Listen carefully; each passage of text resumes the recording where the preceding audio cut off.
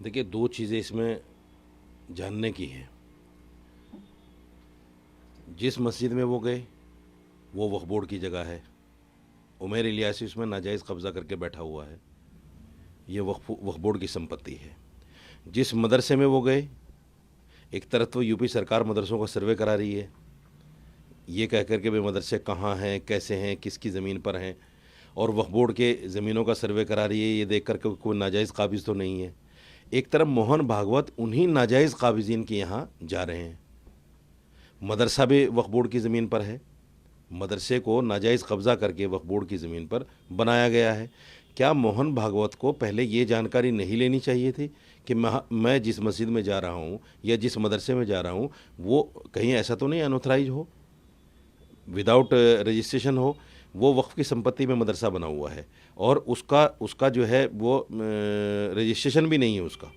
ये मैं सही जानकारी आपको दे रहा हूँ। विदाउट रजिस्ट्रेशन, विदाउट मान्यता वो मदरसा चल रहा है।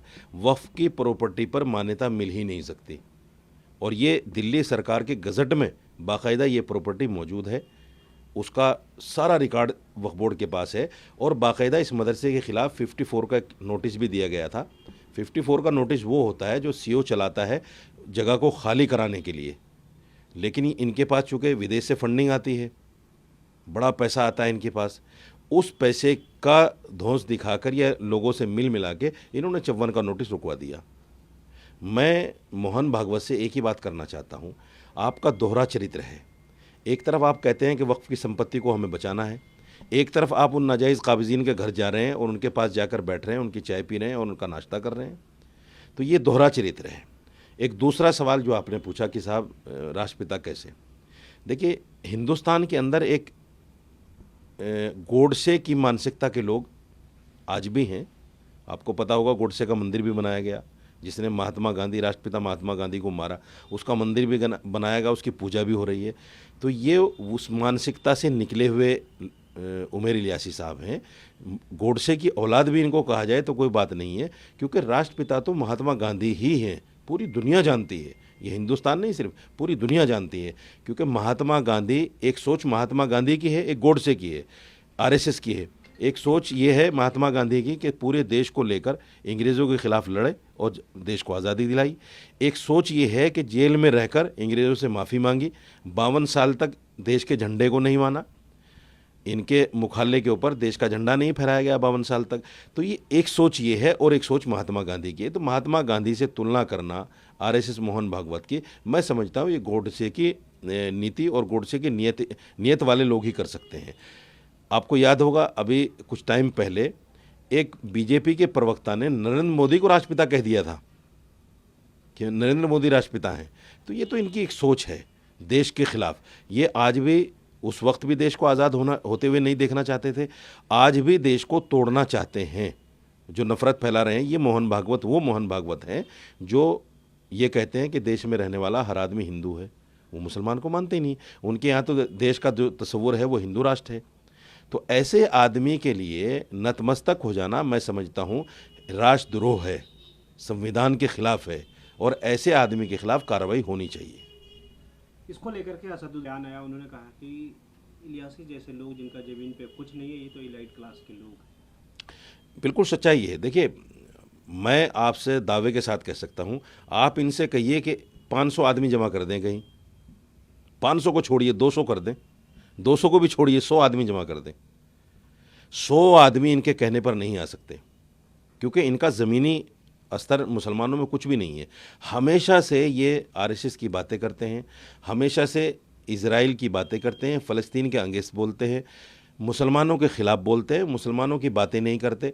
इमाम जिस नाम से ये इमाम को चीफ़ कहते हैं, देखिए इमामों में चीफ़ कोई ओहदा नहीं है, इमामों में चीफ़ कोई ओहदा नहीं। अगर चीफ़ हैं तो फिर तो शाही इमाम को चीफ़ होना चाहिए, जो हिंदुस्तान का सबसे बड़ा इमाम है, चीफ़ तो उसको होना चाहिए।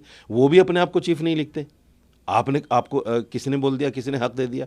वक्फ बोर्ड से आपकी लड़ाई चल रही, वक्फ बोर्ड ने आपको नोटिस दिया हुआ है निकालने के लिए और जगह खाली करने के लिए, तो फिर चीफ इमाम कहाँ के हो गए आप? वक्फ बोर्ड के अंदर आज भी इसके खिलाफ नोटिस है। इसको बाकायदा इमामत में कभी लिया ही नहीं इसको वक्फ बोर्ड ने, ये अनऑथराइज है, इमाम भी अनऑथराइज है और वहाँ जो रह रहा है वो भी अनऑथराइज है। चूँकि इसकी सारी जगह इसने मकान बनाया हुआ है अनऑथराइज वक्फ बोर्ड की जगह पर, तो उसको बचाने के लिए इस तरह की हरकतें करता है और कुछ भी नहीं है। एक आखिरी सवाल, जिस तरह से देश हुआ पीएफआई के बहुत सारे लोगों को गिरफ्तार किया गया, इसको लेकर के पीएफआई केरल बंद की आज आह्वान किया, उसको लेकर आपने?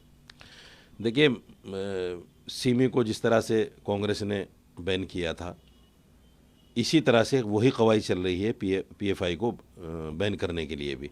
पीएफआई के ख़िलाफ़ आप केरल में जाइए, उनके जो मुसलमानों के लिए उनके काम हैं वो सराहनीय काम हैं। उनके कॉलेजेस हैं, उनके स्कूल्स हैं, बेवाओं को पेंशन देते हैं, बच्चों को स्कॉलरशिप देते हैं, और ऐसा नहीं कि सिर्फ मुसलमानों को देते हैं, हिंदुओं को भी देते हैं।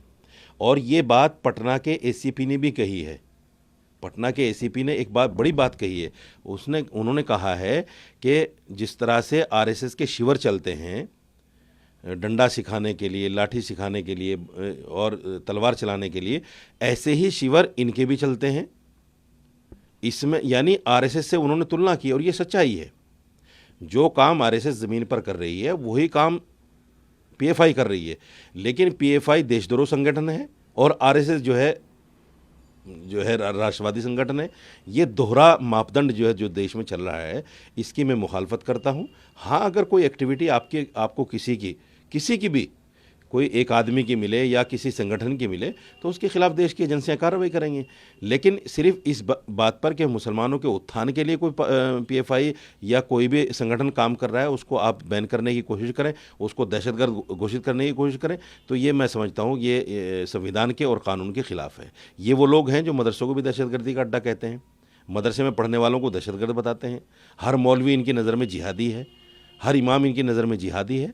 तो ये मुसलमानों को कहीं ना कहीं वरगलाने की, मुसलमानों को लटकाने भटकाने की और उनको ख़त्म करने की साजिश है। शुक्रिया। नमस्कार, मैं हूं मानक गुप्ता।